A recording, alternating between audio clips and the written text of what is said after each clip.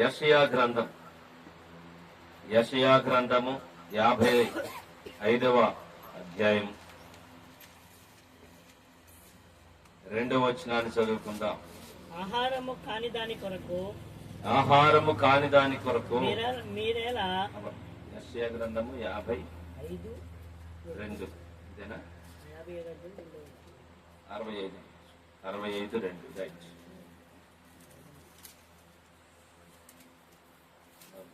65 2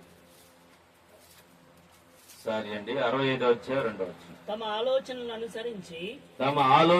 అనుసరించి చెడు మార్గమున నడుచుకొనుచు లోబడనొల్లని ప్రజల వైపు దినమంతయు నా చేతులు చాపుచున్నాను. వారు తోటలలో. చాలండి. దేవుడి వాక్యం మన కొరకు దీవించును గాక. చిన్న ప్రార్థన కూడా చేయాలని ఆశ. తండ్రి, నీకు వందనాలు. ఈ మరి యొక్క గ్రామాన్ని మీరు ప్రేమించి వెల్లటూరు గ్రామంలో మీ దాసుడు పిలుపు గారిని, తన కుటుంబాన్ని సేవ నిమిత్తం తీసుకొచ్చి ఈ ప్రజలకు రక్షణ సువార్త అందించడానికి ఈ స్థలంలో ఏర్పాటు చేసి ఇక్కడ మందిరము, సేవ, విజ్ఞాపన చేయడానికి, ప్రార్థన చేయడానికి, ప్రజల ఆత్మ రక్షణ కోసం, ఆత్మ అభివృద్ధి కోసం జరిగిస్తున్న సేవకులు వందనాలు, స్తోత్రాలు. నా తండ్రి, నిన్నటి దినాన పగలు రాత్రి, ఈరోజు పగలు మంచి కూటమి ఇచ్చినాను, స్తోత్రం. ఈ రాత్రి కూటంలో మీ దయాధీనంలో మమ్మల్ని ఉంచండి.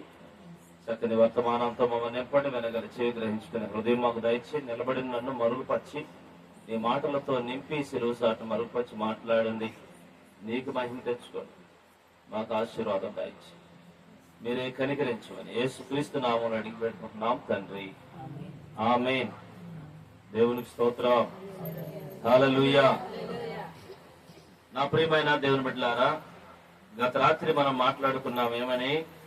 దేవుడు పాపమును శిక్షిస్తాడు, పాపమునకు శిక్ష విధిస్తాడని నేర్చుకున్నాం రాత్రి. విన్నామా? వినలేక. దేవుడు పాపం చేసి ఒప్పుకుంటాడా? ఒప్పుకోడు. మనం దేవుడికి విరుద్ధంగా ఏ పని చేసినా దేవుడు ఇష్టపడడు. మన పిల్లలు మనకు వ్యతిరేకంగా ఏదైనా తప్పు చేస్తే ఒప్పుకుంటామా? మనం ఖండితంగా ఆజ్ఞాపిస్తాం, కర్ర తీసుకొని శిక్షిస్తాం. కొన్నిసార్లు ఎంతో ఆవేశపడతాం, ఆయాసపడతా ఉంటాం, బాధ పెడతాం. మనం బాధపడినగా వాళ్ళని బాధ పెడతాం, అన్నం కూడా పెడతాం. ఒక్కోసారి కొంతమంది గంటలు కలిసి వాతలు పెట్టిన వాళ్ళు ఉంటారు పిల్లల్ని. ఎందుకు అంత కోపం మా పిల్లోడి మీద? వాడు బతకాలనా సావాలనా ఏంది అని అంటా ఉంటారు. వాడు సావాలని కాదు, వాడు చేసే పనులు, ఆ పిల్లలు చేసే పనులు చూసి తల్లిదండ్రులు బాధపడుతూ ఉంటారు. అలాగే దేవుడు కూడా మనం చేసిన దాన్ని బట్టి దేవుడు శిక్షిస్తాడు. చాలా మంది అంటున్నారు, దేవుడు నా ప్రార్థన వినటం లేదు, అందుకే అది ఇది అంటాడు. ఎందుకు వినడు? ఆయనకి ఆయన చెవుడా? దేవుడికి ఏమైనా చెవుడా? యెషయా గ్రంథం 59వ అధ్యాయంలో ప్రభు చెప్తాడు మొదటి వచనాల్లో, విననేరకి ఉండినట్లు ఆయన చెవులు మందము కాలేదు, రక్షింపనేరకి ఉండినట్లు ఆయన హస్తం కురచ కాలేదు. కానీ మన పాపములు మనకి దేవునికి అడ్డముగా వచ్చెను.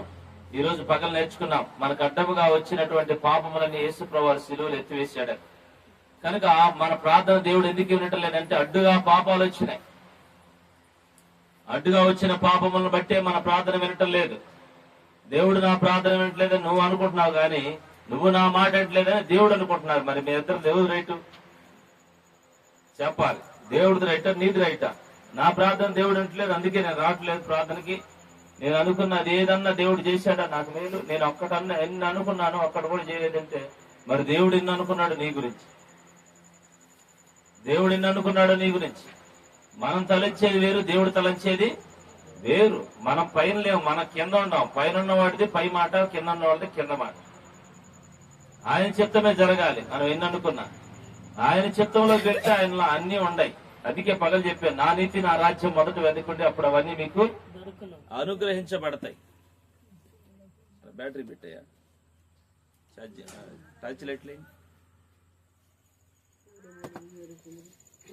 లిప్పులు ఉన్నాయా? ఇక్కడ చదివిన భాగంలో ఏమనంటే, లోబడనొల్లని పిల్లల వైపు, తమ ఇష్టాలను అనుసరించి నడుచుకునే వారి వైపు, తమ ఆలోచనను అనుసరించి, ఏమనుసరించంట? తమ ఆలోచన, సొంత ఆలోచన అనుసరించి చెడు మార్గమును నడుచుకొనుచు లోబడనల్లని ప్రజల వైపు దినమంతయు నా చేతులు చాపుచున్నాను. సెల్ ఫోన్ లో బైబిల్ ఓపెన్ చేయాలి ఎవరికోళ్ళే. దినమంతయు ఏదంట, దినమంతయు టచ్ లెట్టేసుకోవాలి బైబిల్ చదివేవాళ్ళు. రైట్, దినమంతయు. అమ్మా రోజు చెప్పండి, దినమంతయు అనండి. ఉదయం నుంచి మధ్యాహ్నం సాయంత్రం 5 గంటలు, పొద్దునే 5 గంటలకు లేచాడు ఆయన, చేయి చాపాడు, లోపడన చెడు మార్గంలో నడుచుకోండి. అయ్యా రారా నాకెళ్ళి, అమ్మా రామ్మా తల్లి రామ్మా నాకెళ్ళి, అయ్యా బాబు రాయ్యా నాకెళ్ళి రా అని ఉదయం చేయి చాపాడు. 5 గంటలకు, 6 గంటలకు, 7 గంటలకు, 8 గంటలకు అందరు పనులకు పోతున్నారు. వేసే చేయి చాపాడు, అమ్మా పని తర్వాత చేసుకోవచ్చమ్మా, డబ్బు నేను ఇస్తానమ్మా, నేను ఆశీర్వదిస్తానమ్మా, అయ్యా నా దగ్గర రండి, మీరు నా మాట నండి, ఎందుకు ఇట్లాంటి పనులు చేస్తారు, ఈ పాడు బ్రతుకు మీకెందుకు, ఈ చెడిపోయిన జీవితం మీకెందుకు, దయచేసి రండి అని చెప్పి యేసయ్య బతిమలాడుతున్నాడు. ఏం చేస్తున్నాడు? యేసయ్య బతిమలాడటం చూడండి. అసలు దేవుడు మనుషులు బతిమలాడుతున్నాడు. నా యుద్ధకు రండి, నా యుద్ధకు రండి, నేను మిమ్మల్ని దీవిస్తాను, నేను మిమ్మల్ని ఆశీర్వదిస్తాను. ఎందుకు కూటికి గుడ్డకు రాని దానికోసం ప్రయాసపడతారు? ఏమన్నా ఉపయోగం ఉందా నువ్వు చేసే పాడు పనికి? అదేమన్నా కూడ గుడ్డ చెప్పు. లేస్తే దాని కాడికి వెళ్తావు, లేస్తే ఆ కొట్టు కాడికి వెళ్తావు, లేస్తే ఈ పని చేస్తావు. ఏమన్నా ఉపయోగం ఉందా? రండయ్యా రండమ్మా, పాపాలు చేయొద్దామా, ఆ చెడిపోయిన పనులు చేయొద్దామా అని దేవుడు చెప్తున్నాడు. దినమంతయు చేతులు జాపి పిలుస్తున్నాడు అంట. ఎంత గొప్ప ప్రేమ, ఎంత గొప్ప ప్రేమ యేసయ్య ప్రేమ. ఆయన చేతులు చాపుతుంటే మనుషుడు చూస్తున్నాడు, కఠినం చేసుకొని వెళ్ళిపోతున్నాడు మనసుని. ఎందుకంటే వాని ఉద్దేశాలు వాడుకున్నాయి, వాని ఆలోచనలు వాడుకున్నాయి. ఉదాహరణకి మీరు ఎప్పుడైనా రైలు బండి ఎక్కారా? ఎక్కితే ఎక్కేమని చెప్పండి, లేకపోతే లేదని చెప్పండి. ఎందుకంటే మొఖాలు కనపట్ల. చెప్పండి, ఎక్కారా ఎక్కలేదా? మీరు రైలు బండి క్రాసింగ్ ఎప్పుడైనా వచ్చిందా మీరు ఎక్కినప్పుడు? ఎదురు బండి, ఏ బండి? ఇప్పుడు మనం వెళ్తాం, గుంటూరు వెళ్తున్నాం అనుకో, అదేమో దొనకొండ పోద్ది, ఎదురు బండికి బండి ఎదురు వచ్చింది. చూసారు ఎప్పుడన్నా? అది మనం, నేను గుంటూరు వెళ్తున్నా, నువ్వు కూడా వెనక్కి రమ్మంటే వచ్చిద్దా? ఎందుకని రాదు చెప్పాలి. తెలియదట్టే వెళ్తుంది. అంటే మనిషి ఆలోచన ఎట్టి వెళ్ళాలనుకుంటే అట్టే వెళ్తున్నాడు, కానీ తిరగట్లా. ఎవరి వైపు? దేవుని వైపు తిరగట్లా. ఆయన నా వైపు తిరగండి అంటున్నాడు. తిరగండి అంటే నేను ఇటు పెట్టుకున్నాను ప్రయాణం, ఇటే పోతాను అంటున్నా. కాదు, నేను నిర్ణయించుకున్నాను ఇటు పోవాలని. ఇటు నిర్ణయించుకున్నాక మళ్ళీ నువ్వు ఇప్పుడు మధ్యలో వచ్చేది నేనాడు వచ్చేది.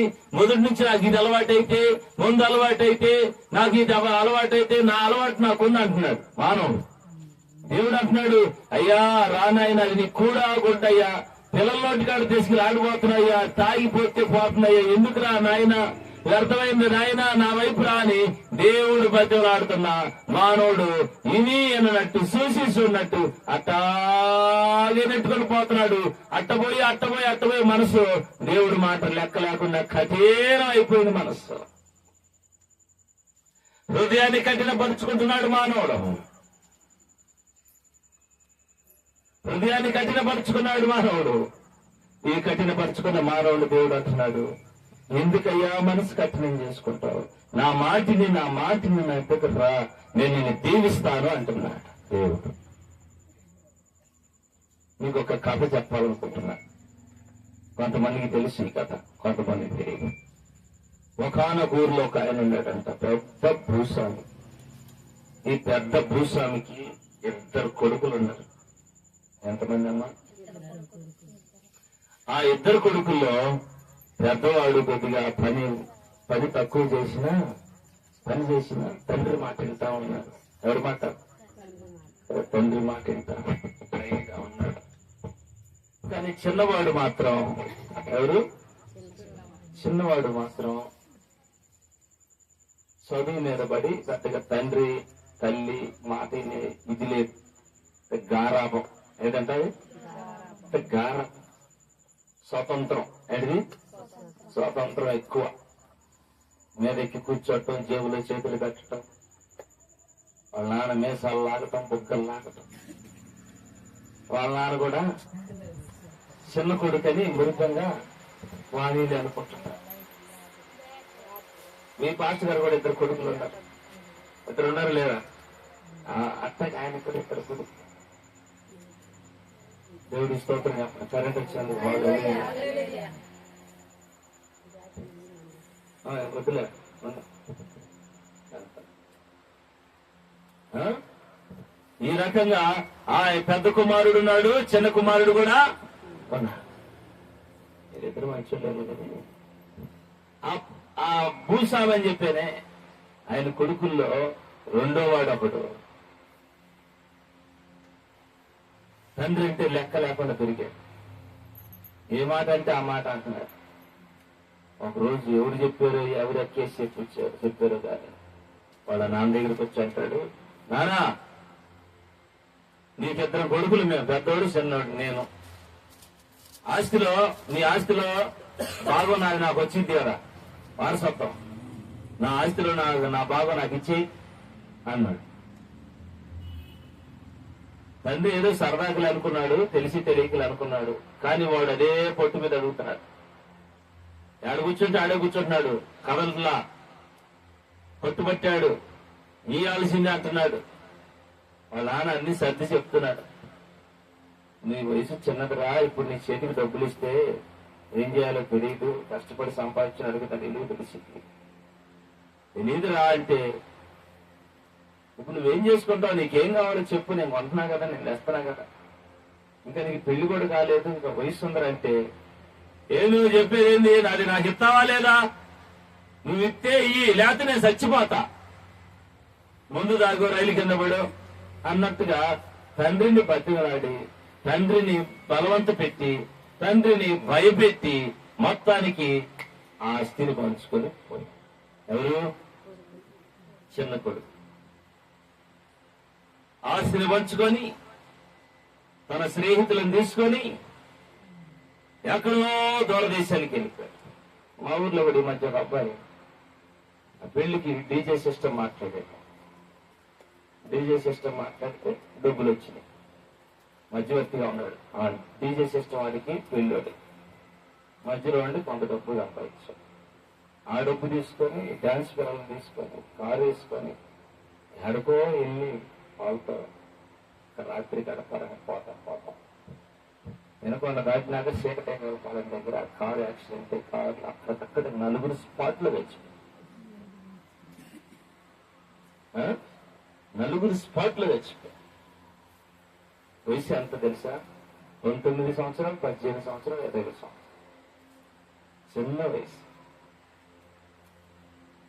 చాలా మంది ఎలాంటి అజ్ఞానమైన అనాలోచన పనులు చేస్తూ పరుగులు తీస్తున్నారు. అవును, వద్దయ్యా అంటే వింటారా? తెలియపోయినా తెలిసినట్టే, అర్థం కాకపోయినా అంతా అర్థమైనట్టే. ఈ మూర్ఖమైన నిర్ణయాలతో మానవుడు మనస్సు కఠినం చేసుకొని పెద్దల కళ్ళు గప్పి, తల్లిదండ్రుల కళ్ళు గప్పి ఇష్టానుసారంగా తిరిగే వాళ్ళు ఎంతమంది లేరినాడు. నా ప్రియ సహోదరుడా, దేవుడు నీతో మాట్లాడుతున్నాడు. దేవుడు చేతులు చాపి పిలుస్తున్నాడు. దినమెల్లా చేతులు చాపి నా యుద్ధకు రండి, నా యుద్ధకు రండి, నా యుద్ధకు రండి అంటున్నాడు. యేసయ్య అంటాడు, నేనే దేవుడని తెలుసుకోండి, నేను తప్ప వేరే దేవుడు లేడు. యెహోవాయే దేవుడని తెలుసుకోనండి. భూదిగంతుని వాసులారా నా వైపు చూసి రక్షణ పొందండి అంటున్నాడు. దినమెల్లా చేతులు చాపి పిలుస్తున్నాడు, నా యుద్ధకు రండి అంటున్నాడు. ప్రయాసపడి భారం మోసుకున్న సమస్త జనులారా నా యుద్ధకు రండి అంటున్నాడు. ఆయన పిలుస్తున్నాడు. ఈ తప్పిపోయిన కుమారుడి గురించి మీకు చెప్తున్నాను. తండ్రి దగ్గర నుంచి బలవంతంగా ఆస్తి తీసుకొని పోయిన వ్యక్తి గురించి చెప్తున్నాను. అతడు ఆ డబ్బంతా తీసుకొని మూట కట్టుకొని బ్యాగులో పెట్టుకొని సూటు బూటు వేసుకొని కుర్రాలను తీసుకొని విమానం ఎక్కి వెళ్ళిపోయాడు. ఎక్కడికో దూరదేశం అంట. ఏ దేశం? అక్కడ అదే ఉంది. లూకాసు సువార్త 15వ అధ్యాయం 11వ వచనం, 12వ వచనం, 13వ వచనం చదవాలి. కొన్ని దినములైన తర్వాత చిన్న కుమారుడు అన్ని డబ్బులన్నీ కూడా సమకూర్చుకొని దూరదేశానికి ప్రయాణమయ్యాడు. ఇక్కడ ఎవరు కనపడకూడదు, మా నాన్నకి మా అమ్మకి కనపడకూడదు. కొంతమంది దూరంగా వెళ్తారు, కొంతమంది చీకట్లోకి పోతారు. ఎక్కడికి? ఊరికి కనపడకూడదు. చేసే పని మంచిదైతే కదా, చేసే పని మంచిదైతే ఎవడు రాడు అంటాడు. ఎవడు అప్పుడు చూసి వీడు దొంగడు కదా, దొంగడు చీకట్లోనే పై చీకట్లో. పెద్దోళ్ళు ఏం చేస్తున్నారు తెలియక కొంతమంది పిల్లలు కూడా ఈ మధ్య నేర్చుకుని థమ్సప్ సీసాలు తీసుకొని పోతారు శాలలో. ఏంటి సాంప్రదాయం? పిల్లలకి ఏమి సాంప్రదాయం నేర్పిస్తున్నాం?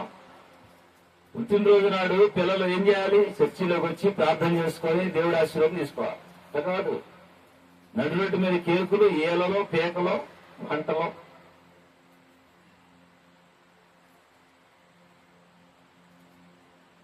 మూతికి పూసుకొని, ముఖానికి పూసుకొని కేకులు, పనుకొని గుద్దుకొని. ఈ మధ్య ఎవడు ఒకరిని పుట్టినరోజు నాడు స్నేహితులందరూ కేకులో తలకాయ పెట్టారంట.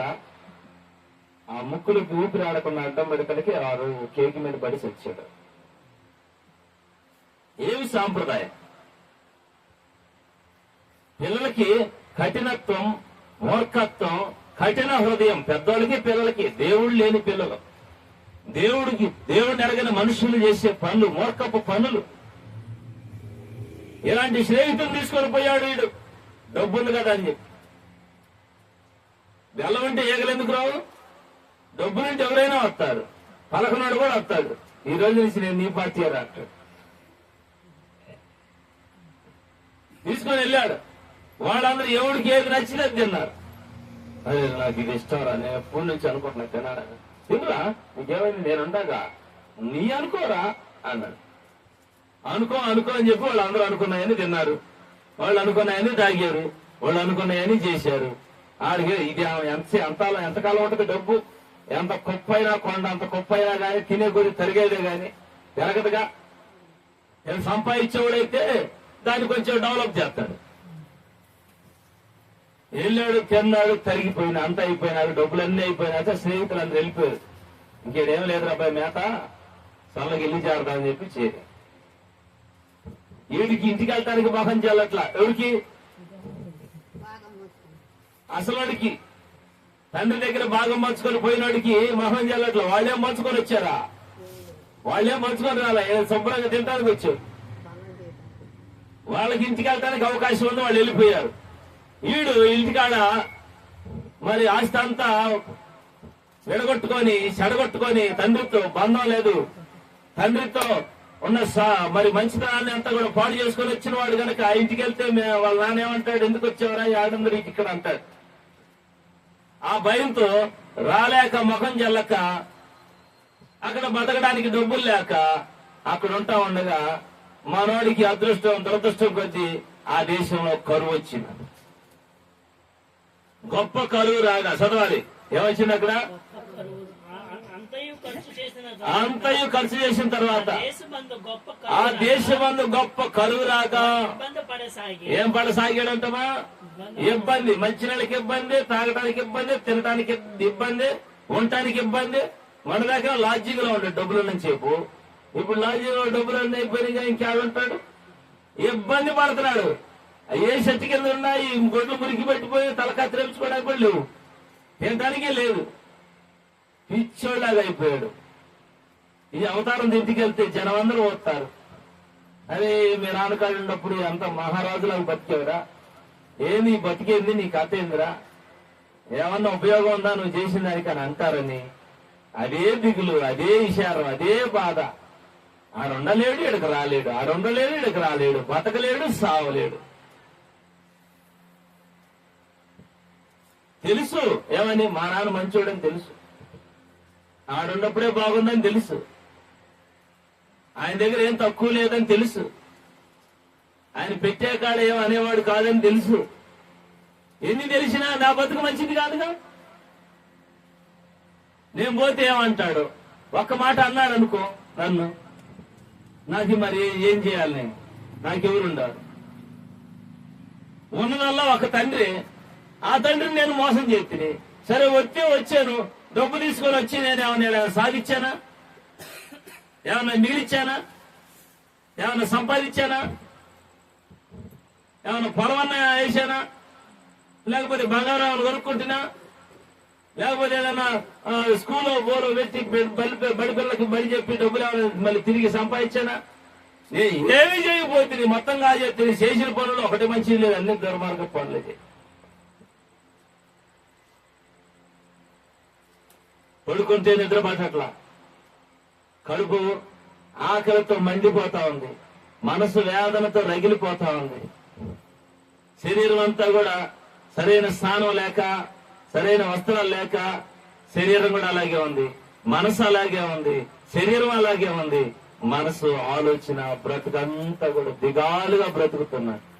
ఒకనొక రోజు అతడు ఇట్టయితే కుదరదు, నేను బ్రతకాలంటే చెప్పాను ఏం చేయాలి, నేను బ్రతకాలంటే ఏదో పని చేసుకోవాల్సిందే అనుకుని పోయి ఒక ఆయన దగ్గరికి వెళ్ళాడు.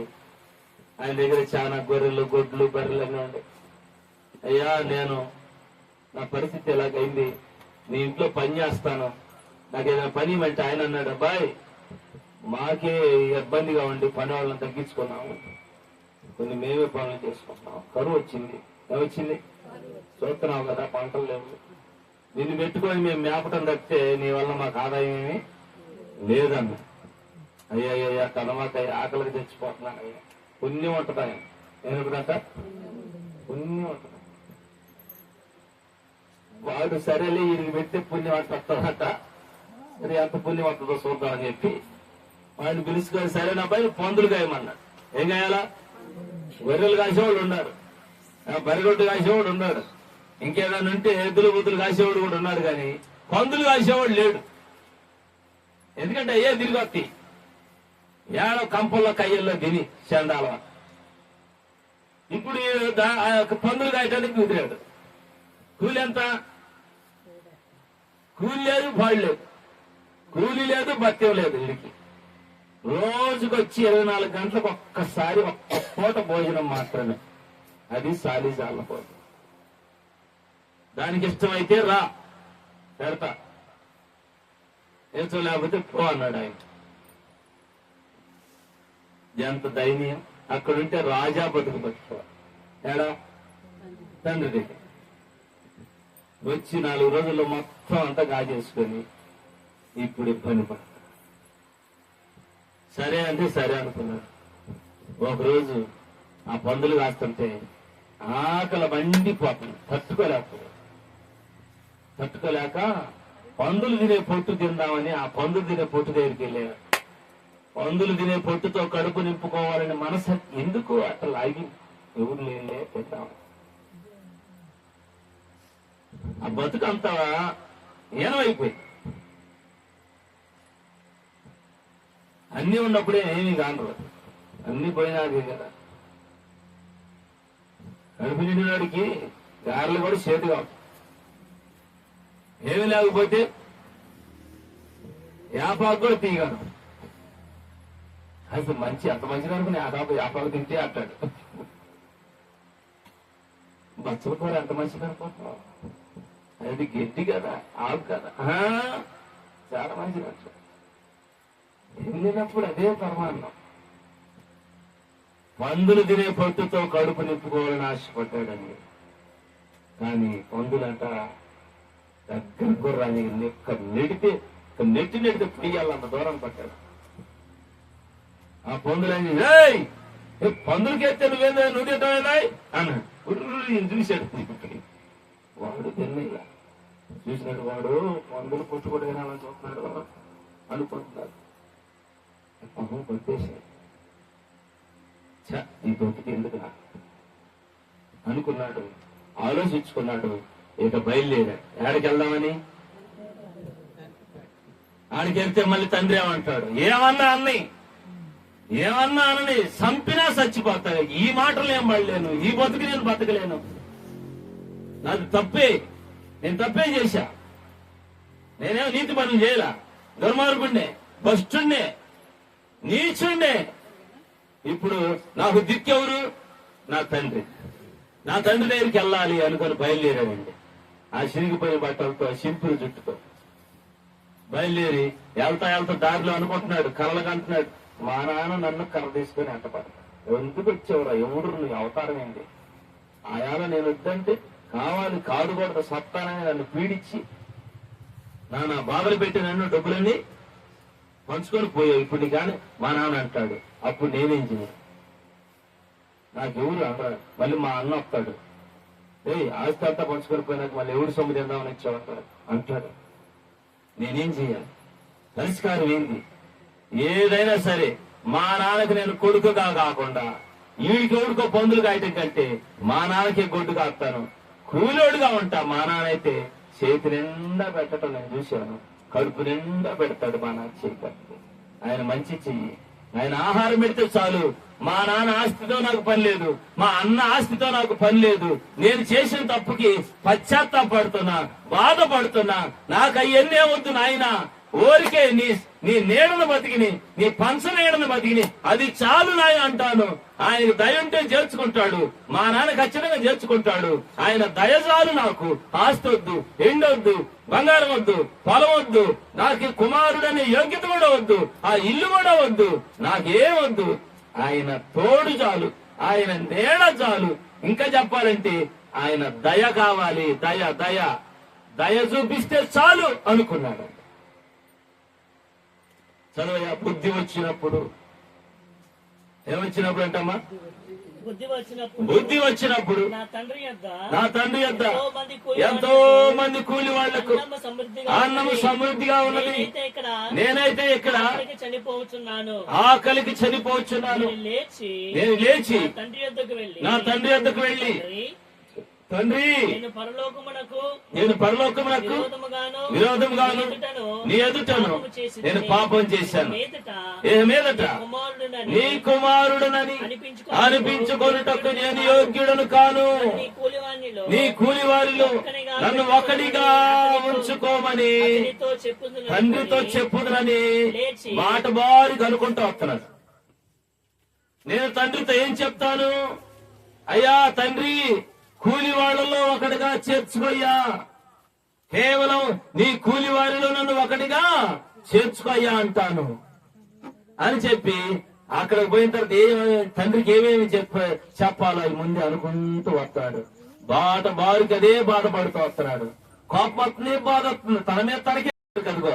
ఆ పెట్రోల్ బంక్ దగ్గర రాగలనే వాళ్ళ నాన్న మరి ఎటు చూసాడు, ఆయన చూసాడు, పరిగెత్తుకుంటూ పోయాడంటే వాళ్ళ నాన్నే ఎట్ట గుర్తుపెట్టాడు మరి ఆ తండ్రి.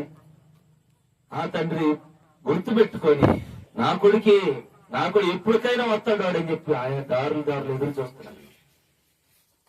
దారి ఎదురు చూస్తా రోజు ఇవాళన్నా వస్తాడేమో. మొత్తానికి తండ్రి చూసి పరిగెత్తుకుంటూ పరుగున వెళ్లి కౌగిలించుకొని ముద్దు పెట్టుకొని నా కుమారుడు అని అంటే ఆనంటాడు, తండ్రి నీ కుమారుని అనిపించుకునే యోగ్యత నాకు లేదయ్యా. నేను మూర్ఖంగా చేశానయ్యా, నీకు నచ్చని పని చేశానయ్యా, తిరుగుబాటు చేశానయ్యా, వ్యతిరేకం చేశానయ్యా, ఆస్తి అంతా తీసుకొని పోయానయ్యా, నీ కొడుకుగా నీ కడుపుని చెడబుట్టానయ్యా, నన్ను క్షమించయ్యా. పరలోకానికి వ్యతిరేకంగా, నీకు వ్యతిరేకంగా నేను పాపం చేశాను తండ్రి, నన్ను క్షమించయ్యా, నన్ను క్షమించు తండ్రి అంటున్నాడు. ఏమంటున్నాడు? క్షమించమంటున్నాడు. ఆ తండ్రి మాట లేదు, మూట లేదు. నేను నిన్ను క్షమించానయ్యా అని చెప్పి పని వాళ్ళని పిలిచాడు. ఇంట్లో జీతగాళ్ళు అంటారు. వాడు స్నానం చేసి ఎంతకాలం అయిపోయిన జుట్టు చూడండి, వాడు చెప్పులు లేవు, వాడు బట్టలు చూడండి. వీడిని తీసుకెళ్లి వీడికి శుభ్రంగా తలంతా కూడా మరి క్రాప్ వేయించి మంచిగా స్నానం చేయించిన తర్వాత ప్రశస్తమైన మంచి వస్త్రాలు ఇవ్వండి. తల చేతికి రింగ్ ఒకటి బంగారు బొంగరం తొడగండి. నా కొడుకులాగా ఉండాలి. ఇదేందో అట్టున్నాడు చూడండి, ఎట్టయిపోయాడు. వీడికి ఉంగరం పెట్టండి, చెప్పులు తొడగండి, కొత్త చెప్పులు ఇవ్వండి. వీడికి ఒక పొట్టేలు తీసుకురండి, శుభ్రంగా తయారు చేయండి, మాంసం వండండి రా, భోజనాలు పెట్టండి రా, మేళగాళ్ళని పిలవండి రా అంటున్నాడు. ఇంటి ముందు పెద్ద టెంట్ వేసాడు, ఊరు మొత్తానికి బంతి పెట్టాడు, జనం అందరూ వచ్చారు. ఏంద్రా, ఏంది పెళ్ళా, ఏంది ఇంట్లో కొత్త ఇంట్లోకి వెళ్తున్నావా, లేకపోతే ఏం జరుగుతుంది అంటే, నా కొడుకు సచ్చి బతికాడు రా, తప్పిపోయి తిరిగి వచ్చాడు నా కుమారుడు అని చెబుతున్నాడు. అందరికి సంతోషంగా చెప్తున్నాడు. అసలు వీడికి ఏం ఆశ్చర్యంగా ఉంది, ఇదేంద్ర నాయన నన్ను కొడతాడు అనుకున్నా, ఈయనేంది ఎంత సంతోషపడుతున్నాడు అని చెప్పి వాడికి ఆశ్చర్యంగా. పెద్ద కుమారుడు వచ్చాడు అప్పుడే. ఏంది టెంట్ ఏంది, మేళం ఏంది, తాళం ఏంది, ఏంది భజనలు ఏంది, కార్యక్రమాలు ఏంది అని అడిగాడు. ఇంట్లో ఒక చేతగాడిని పిలిచాడు. ఏంద్రా అబ్బాయి, మా నాన్న ఏం చేస్తున్నాడు, ఏం జరిగిందంటే, మీ తమ్ముడు వచ్చాడని. నేను మా తమ్ముడా, ఇంకాడంరా మా తమ్ముడు, ఎడికెందుకు వచ్చాడు, వాడు వస్తే ఇదంతా ఏందంట, వాడు ఆస్తి పంచుకొని పోయాడుగా, వాడేందంట అని చెప్పి పెద్ద వాళ్ళ అన్నయ్యకి అసలు ఆ మింగుడే పట్టలే. ఈడెందుకు వచ్చాడని కోపం. బయట నిలబడ్డాడు, ఇంట్లోకి రాట్లా. వాడన్నా ఉండాడు ఇంట్లో, నేనన్నా ఉండాలంటున్నాడు. ఈ తండ్రి మాత్రం అరే నీ తమ్ముడే కదరా, సరే ఆస్తి ఏముందిరా, ఆస్తి లేకపోయింది వాడు మావాడు అసలు నీ తమ్ముడు కదా, ఇద్దరు కూడా ఒక రొమ్మును పాలు లాగి పెరిగిన వాళ్ళు కదా, అది తమ్ముడు అంటే అక్కడున్నాడు తమ్ముడు. ఇప్పుడు ఏ రోజైనా నా కోసం ఒక గొర్రెపిల్ల కోసి ఈ రకంగా చేసావా? వాడు వచ్చాడు లేదు, వాడు ఈ డబ్బంతా ఆస్తి అంతా కాజేసి వచ్చాడు, వేషంతో తిరిగాడు, దొంగతనం చేశాడు, వ్యభిచారం చేశాడు, తాగాడు, తిరిగాడు. ఇట్లాంటి దుర్మార్గుడికి నువ్వు ఎంత చేస్తున్నావు? నిన్ను కనిపెట్టుకొని నీ కోసం ఎన్ని చేసి నీకు బాగోపోతే హాస్పిటల్ తీసుకెళ్ళి చూపించుకొని నేను ఎన్నికెడుతుండి కాసుకుంటే ఏ రోజైనా నాకు ఇంత చేశావా? ఈ రోజు వాడు వచ్చి ఎంత చేస్తున్నావు, ఏమి నీ కథ అంటున్నాడు. ఇద్దరు చిన్నోడిని చూసి సంతోషపడాలా, పెద్దోడిని చూసి బాధపడాలా? ఏమి చేయాలి అర్థం కావట్లేదు. అయినా కానీ తండ్రి అంటున్నాడు, ఏదేమైనా వాడు నా కొడుకేరా, వాడికి నీ ఆస్తి రూపాయి ఇయ్యను, నా ఆస్తి రూపాయి ఇయ్యను, రూపాయి ఇయ్యకపోయినా నా కొడుకే కాబట్టి నా కొడుకు నా కళ్ళ ఎదుటికొచ్చిన సంతోషం నేను అందరితో పంచుకుంటున్నానని చెప్పి ఆ తండ్రి అంటున్నాడు. అయినా కానీ పెద్దోడు ఒప్పుకోట్లా. వాడు లోనికి రావడానికి వీల్లేదు అంటున్నాడు. ఈ తండ్రి అంటున్నాడు వాడు లోనికి రావాలా. అందరిని చుట్టాలను పిలుచుకున్నాడు. ఇదిగో నా కొడుకుని సరిగ్గా పెంచలేదంటే, వాడు పోయాడంటే, నా కొడుకు మళ్ళీ నా ప్రేమను ఎత్తుక్కుంటూ వచ్చాడు ఇదిగో అని చెప్పి ఆయన సంతోషపడుతున్నాడు. వీడు మాత్రము ఆశ్చర్యపోతున్నాడు. నా బతికేంది, నా మాట తీరేంది, నా పద్ధతి ఏమన్నా మంచిదా? ఈ తండ్రి ఏంది నాన్న, మా తండ్రి ఇంత నన్ను ప్రేమిస్తాడని వాడికి ఆశ్చర్యం. నా ప్రియమైన బిడ్డలారా, ఇదంతా కూడా దేవుడు నీ గురించి, నీ దేవుడి గురించిన కథ ఇది. నువ్వే ఆ చిన్న కుమారుడివి. ఆ తండ్రి అంటే యేసయ్య. ఆ తండ్రి యేసయ్య నీ కోసం ఎదురు చూస్తున్నాడు. ఇర్మియా గ్రంథం 4:1 చదవండి. ఇర్మియా గ్రంథం 4:1 ప్రభు మాట్లాడుతున్నాడు. ఆయన మాట్లాడుతున్నాడు. ఏమని మాట్లాడుతున్నాడంటే, ఇదే యెహోవా వాక్కు, ఇశ్రాయేలు తిరిగి రావాలని ఉద్దేశించినడలా నా యొద్దకే రావాలను. నువ్వు అటు ఇటు తిరగడం మాని నీ చెడు క్రియలను నా సన్నిధి నుంచి తొలగించి సత్యమును బట్టి, న్యాయమును బట్టి, నీతిని బట్టి దేవుని తోడని ప్రమాణం చేసిన ఎడలా. దేవుని స్తోత్రం చెప్పండి. దేవుడు అంటున్నాడు 3:24, దేవుడు అంటున్నాడు నువ్వు అటు ఇటు తిరగొద్దు, రావాలనుకుంటే నా కాడికి రా, అడిగి నా ఎద్దకే రా, నా ఎద్దకే రా. నువ్వు అటు ఇటు తిరిగితే ఎక్కడికి పోయినా కానీ అర్థమే. నమ్మి నమ్మి మనుషులను నీవు నమ్మి పలుమార్లు మోసపోయావు,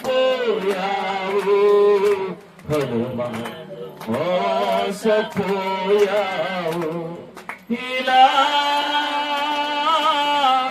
ఎంత కాలము నీవు సాగిపోదు, ఇలా ఎంత కాలము నీవు సాగిపోదు. నమ్మి నమ్మి మనుషులను నీవు నమ్మి స్నేహితులు నమ్మి మోసపోయేవేమో, అన్నదమ్ములను నమ్మి మోసపోయేవేమో, కన్నవారిని నమ్మి మోసపోయేవేమో, రక్త సంబంధులని నమ్మి మోసపోయేవేమో, కట్టుకున్న వారిని నమ్మి మోసపోయేవేమో, లేకపోతే అయిన వారిని నమ్మి మోసపోయేవేమో. యేసయ్యను నమ్మిన వాడు ఆశీర్వదించబడతాడు. కానీ ఎవరిని నమ్మినాను ఒకవేళ మోసపోతే మోసపోయి ఉండొచ్చు. నువ్వు అటు ఇటు తిరగటం మాని నా యొద్దకే రావాలి అంటున్నాడు. ఎందుకంటే ఆయన ఒక్కడు మాత్రమే నీతివంతుడు, ఆయన ఒక్కడు మాత్రమే న్యాయవంతుడు, ఆయన ఒక్కడు మాత్రమే జాలి గలవాడు, కనికరము గలవాడు, ప్రేమ గలవాడు. దేవుని స్తోత్రం చెప్పండి. దేవుని ప్రేమ షరతులు లేని ప్రేమ, హద్దులు లేని ప్రేమ, కొలతలు లేని ప్రేమ. మనుషుడు లాభం ఉంటే నేను ప్రేమిస్తాడు, నీ దగ్గర ఏదైనా ఉంటే నేను దగ్గరకు వస్తాడు, నీ వల్ల ఏదైనా లాభం ఉందనుకుంటే నీతో మంచిగా మాట్లాడతాడు మనుషులు. కానీ దేవుడైతే నీలో ఏమి లేకపోయినా ప్రేమిస్తాడు ఆయన. ఎందుకంటే నీ తండ్రి కనుక. ఈ లోకపు తండ్రులు మనుషులు వేరు, దేవుడు వేరు. ఆయన ప్రేమ వేరు, మనుషుల ప్రేమ వేరు. వారైనా మరుచుదురు గాని నేను నిన్ను మరువను అంటున్నాడు. చూడుము, నా అరచేతిలో చెక్కుకున్నాను, ఈ గాయాలలో నిన్ను నేను చెక్కుకున్నాను. దేవుని ప్రేమ, ఒకరి తండ్రి వాళ్ళని బిడ్డలను ఆదరించినట్లు, వాళ్ళ తండ్రి తన పిల్లలను ఆదరించినట్లు ఏమంటాడు, ఒకరి తల్లి వారిని ఆదరించినట్లే మిమ్మల్ని ఆదరిస్తారంటాడు. దేవుని స్తోత్రం, హల్లెలూయా. ఒకరి తల్లి చంటి బిడ్డను మరచినా వారైనా మరచుదురు గాని నేను నిన్ను, అందుకని అంటాడు నా యొద్దకే రా. ఎప్పుడు చదువు యెర్మయా గ్రంథం. అయినను మా బాల్యము నుండి లక్ష్యకరమైన దేవత మా పితరులకు 22 చదువు. భ్రష్టమైన బిడ్డలారా, భ్రష్టులైన బిడ్డలారా రండి, తిరిగి రండి, మీ అవిశ్వాసమును నేను బాగు చేస్తాను, నీవే మా దేవుడు అని యెహోవావు అని, నీవే మా దేవుడైన యెహోవావు, నీ యొద్దకే మేము వచ్చుచున్నాము. నిశ్చయముగా కొండల మీద జరిగినది. చాలు ఏమనాలి? నీవే దేవుడు అయ్యా, నీ యొద్దకే నేను వస్తున్నానయ్యా అనాలంటాను. ఎందుకంటే అవును, ఆయనే నేనే మార్గము సత్యము, నా ద్వారా తప్ప ఎవరు తండ్రి యొద్దకు, నీ లోకంలో ఎవరికి ఆశ్రయ దుర్గం ఎవరు? ఆయనే మన ఆశ్రయ దుర్గము, దేవుడే మనకు ఆశ్రయము, కొండ కోట, నమ్ముకునదగిన దేవుడు, సహాయకుడు. దేవుని స్తోత్రం చెప్పండి. ఆయన తప్ప వేరే ఆశ్రయము లేదని బైబిల్ చెప్తుంది. నా ప్రియ సహోదరి సహోదరుడా, యేసయ్య దగ్గరికి ఆయన పిలుస్తున్నాడు, నా యొద్దకు రండి, నేను మీకు విశ్రాంతి ఇస్తాను. నేనే భూదిగంత నివాసులారా, నా వైపు చూసి రక్షణ పొందండి, నేనే దేవుడును, మరి ఏ దేవుడును లేడు అని ప్రభు చెప్తున్నాడు. తప్పిపోయిన కుమారుడు తండ్రిని ధిక్కరించి వెళ్లిపోయి ఆస్తి పంచుకొని పోయిన కుమారుడు లాగా ఈనాడు చాలా మంది దేవునికి దూర దేశం వెళ్ళిపోయారు. నిన్ను పుట్టించింది ఎవరు? మానవులను పుట్టించింది ఎవరు? దేవుడు. మనిషికి మెదడు, తల, కళ్ళు, చెవులు, ఎముకలు ఎవరు తయారు చేసింది? నరాలు ఎవరు తయారు చేశారు? ఇవన్నీ నిన్ను పుట్టించింది దేవుడు, సృష్టించింది దేవుడు, తయారు చేసిన దేవుడు. గాలి, నీరు ఇచ్చేది ఎవరు? గాలి ఎక్కడి నుంచి వస్తుంది? నీరు ఎక్కడి నుంచి వస్తుంది? నువ్వు ఎలా బ్రతుకుతున్నావు? నీకు ఆయుష్కాలం ఎలా పొడిగించబడుతుంది? నువ్వు బ్రతుకుతున్నావు అంటే మూలం ఎవరు? కారణం ఎవరు? ఆ దేవుడికి వ్యతిరేకంగా నువ్వు బ్రతుకుతలేదా? ఆ దేవుడికి వ్యతిరేకంగా దూరంగా వెళ్ళిపోలేదా? ఎంతకాలం దేవుడికి దూరం ఉంటావు? నీ తండ్రికి దూరంగా ఉండి నువ్వేం సాధిస్తావు? నీ మేలు కోరే తండ్రికి నువ్వు దూరంగా ఉంటే లోకంలో నీ మేలు కోరే వాళ్ళు ఎవరైనా ఉన్నారా? మనుషుడు స్వార్థపరుడు, దేవుడు ఒక్కడే ప్రేమామయుడు. ఆయన ప్రేమ అయి ఉన్నాడు. ప్రేమ కలిగిన తండ్రి, హద్దులు లేని ప్రేమతో నిన్ను ప్రేమించేవాడు, షరతులు లేని ప్రేమతో, కండిషన్స్ లేకుండా ప్రేమించేవాడు. అదేంది తెల్ల నల్ల అనకుండా నిన్ను ప్రేమించగలిగిన దేవుడు ఆయన. ఇంత ప్రేమమూర్తికి నువ్వు దూరంగా ఎలా బ్రతకగలుగుతున్నావు? దేవుడికి దూరం ఉంటే నెమ్మదుందా? నిద్ర పడుతుందా నీకు? శాంతి ఉందా నీకు? ఈ శరీరంలో ఏమైనా ఆరోగ్యం ఉందా? కుటుంబంలో ఏమైనా సంతోషం ఉందా? జీవితంలో ఏమైనా సాధించగలుగుతున్నావా? నెమ్మది సుఖం లేకుండా ఎందుకు నీ బ్రతుకు? నీ తండ్రికి దూరంగా బ్రతుకుతున్నావు. ఆయన నేను కాదన్నాడా? రావద్దన్నాడా? నేను కొడతానన్నాడా? చంపుతానన్నాడా? నీకు నాకు సంబంధం లేదన్నాడా? దేవుడు మన కొరకు చేతులు చాపి ఎదురు చూస్తాడు. లోబడనని వారి వైపు, తమ చెడు మార్గం అనుసరించి నడుచుకునే వారి వైపు దినమెల్లా ఆయన చేతులు చాచి పిలుస్తూ ఉన్నాడు. ఆయన పిలుస్తున్నాడు. ఆయనకి మన ఎడల దయ ఉన్నది, ప్రేమ ఉన్నది. దేవుని స్తోత్రం. ఒక తండ్రి దగ్గర నుంచి పిల్లవాడు అలిగి వెళ్ళిపోయాడంట. ఒక తండ్రి దగ్గర నుంచి ఒక పిల్లవాడు అలిగి వెళ్ళిపోయాడంట. వాళ్ళ నాన్న మీద కోపంతో. ఎవరి మీద కోపంతో? నాన్న మీద కోపంతో అలిగి వెళ్ళిపోయాడంట. ఏదో కొనిలేదని వెళ్ళిపోతే వీళ్ళ నాన్న అమ్మ ఇద్దరు దుఃఖంతో ఉన్నారు, ఏడుస్తా ఉన్నారు.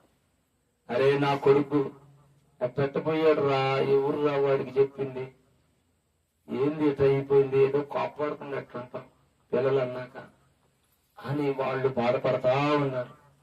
వాడేమనుకుంటున్నాడంటే, మా నాన్న ఆ రోజు కర్ర తీసుకుని నన్ను ఇంటి కింద పడ్డాడు, రోజు కర్ర తీసుకుని నిలబడతాను ఇంటికాడ అనుకుంటున్నాడు. వాడు ఈయన బాధపడుతున్న సంగతి వాడికి తెలియక ఏనాడు ఆ హోటల్లో బతుకుతున్నాడు. కప్పులు కడుగుతా, ఆ ప్లేట్లు కడుగుతా, కప్పులు కడుగుతా హోటల్లో బ్రతుకుతున్నాడు. అట్లాంటి బతుకుతా ఒక రోజు అనుకున్నాడు ఇంటికి రావాలని. ఇంటికి రావాలంటే ఆ రోజు మా నాన్న కొట్టిన దెబ్బలే గుర్తొస్తానే అంటున్నాడు. ఒకవేళ ఈ రోజు పోయినా గానీ మా నాన్న కొడతాడేమో. ఎందుకంటే చెప్పకుండా పెట్టకుండా ఇంత దూరం వచ్చాను, ఎందుకు వెళ్ళేవరా నువ్వు, ఎందుకు వెళ్ళావు అని కొడతాడేమో. అయినా గాని అసలు వాళ్ళ మనసులో ఏముందో తెలుసుకోవాలని ఒక ఉత్తరం రాశాడు. ఎవరు రాశాడు తల్లి? ఆ ఉత్తరంలో ఏం రాశాడంటే, అమ్మా నాన్న, నేను పలానా మీ కొడుకుని, మరి ఆ రోజు నేను మీకు దూరం అయిపోయాను, ఈ విధంగా నేను పలానా అనుకొని మిమ్మల్ని చెడుగా అనుకొని దూరంగా వెళ్ళిపోయాను. అయితే నేను ఇంటికి రావాలనుకుంటున్నాను, మీరు ఒకవేళ కోపంగా ఉన్నారేమోనని ఆలోచిస్తున్నాను. దయచేసి మీరు ఒకవేళ కోపంగా ఉంటే ఆ విషయం నాకు ఎట్లా తెలుస్తుంది? నేను ఇంటికి రావాలని నాకుంది, నేను రావాలని మీకుందో లేదో నాకు తెలియాలి. నేను వస్తున్నాను, మన ఇంటి మీదుగా వెళ్ళే రైలు బండిలో వస్తాను. నేను ఆ రైలు బండిలో ఉండి చూస్తా మన ఇంటికి వెళ్ళి. నేను ఇంటికి రావాలి, వచ్చినా ఇష్టపడతాము, నువ్వు రావటం మాకు ఇష్టమే అని గనక మీకు అంగీకారం అయితే మన ఇంటి చుట్టూ, మన ఇంటి దగ్గర ఉన్న యాప్ చెట్టుకి తెల్ల జెండా కట్టాలన్న. ఏ జెండా? తెల్ల జెండా ఒకటి కట్టండి.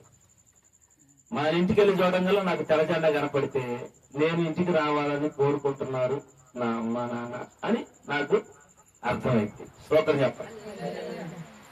ఒకవేళ తెల్ల జెండా లేదనుకో, నేను ఇంటికి రావటం మీకు ఇష్టం లేదని నాకు అర్థమైంది అని ఉత్తరం రాశాడు. అమ్మ ఏం రాశాడు? ఆ తండ్రికి ఆ ఉత్తరం చదివిన కానించి వచ్చే రైలు కోతేయంగానే కళ్ళు లెగుతున్నాడు. ఈ ట్రైన్ పడతాడేమో. వినకుండా వెళ్ళి గొడ్ల షాపులోకి వెళ్ళి తెల్లగా ఒక తాను కొనుక్కొచ్చాడు. తెల్లగుడ్డ ఒకటి ఒక తాను కొనుక్కొచ్చి మొత్తం జెండాలు కుట్టించి ఆ బజార్ కొండ ఎన్ని యాభ చెట్లు ఉండి అన్ని యాభ చెట్లు కట్టాడు జెండా గుడ్లు. ఏడు చూసినా తెల్ల జెండాలే. ఊళ్ళో జనం అందరూ ఏంటో తెల్ల జెండాలు కడుతున్న పార్టీ పెట్టేవాడుతున్నారు.